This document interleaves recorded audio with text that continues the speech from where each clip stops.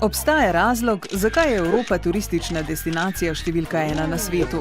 Evropski spomeniki in pokrajine so res vredni ogleda. Potovanja pa so lahko tudi stresna. 80% Evropejcev na smrt straši misel, da bi dvignili telefon, ko so v tujini. Pogosto se sploh ne oglasijo. In to z razlogom. Marsikdo je po vrnitvi domov doživel neprijetno presenečenje, astronomsko visok račun za telefon. Problem se imenuje gostovanje. Ko prečkamo državno mejo, telefon preklopi na omrežje tujega operaterja. Dobra novica je ta, da naš telefon deluje povsod.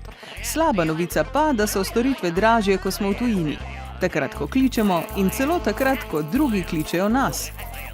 Čemu se sploh trudimo odpravljati evropske meje, če takšni stroški ostajajo? Če se je kapitan Evropa kdaj zares izkazal, je to prav v primeru gostovanja. Od leta 2007 so se cene glasovnega gostovanja v Evropi v povprečju znižale za 91%.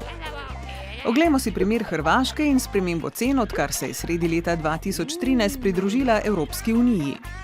Ko je evropski turist v preteklosti potoval na Hrvaško in se 5-krat orientiral zemljevidom na telefonu, so stroški gostovanja znašali 35 evrov. Odkar se je Hrvaška pridružila Evropski uniji, takšno gostovanje stane le še 1 evro, saj morajo hrvaški mobilni operaterji izpolnjevati predpise Evropske unije. Evropska komisija se je morala trdo boriti proti telefonskim operaterjem, ki na račun gostovanja služijo ogromno denarja. Stopnja dobička pri gostovanju je 60%, kar je 2-krat toliko, kot znašajo stroški te storitve. Čeprav so cene v zadnjih letih strmo padle, je ta storitev še vedno zelo dobičkonosna, saj se je obseg komunikacijskega prometa s tujino povečal za 630%. Evropska unija je sproti omejevala cene storitev, ki jih mobilni operaterji lahko zaračunavajo znotraj unije. Te evrotarife veljajo za klice, kratka sporočila in internetne povezave. Oglejmo si trenutne stroške gostovanja. Prejetje kratkega sporočila v tujini je brezplačno. Pošiljanje kratkega sporočila, ko smo v tujini, stane največ 6 centov.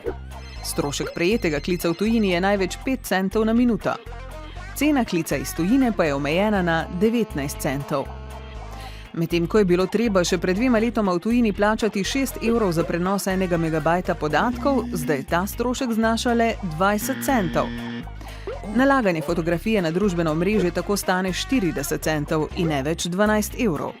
A pozor, velikost prenesenega filma je približno 700 megabajtov.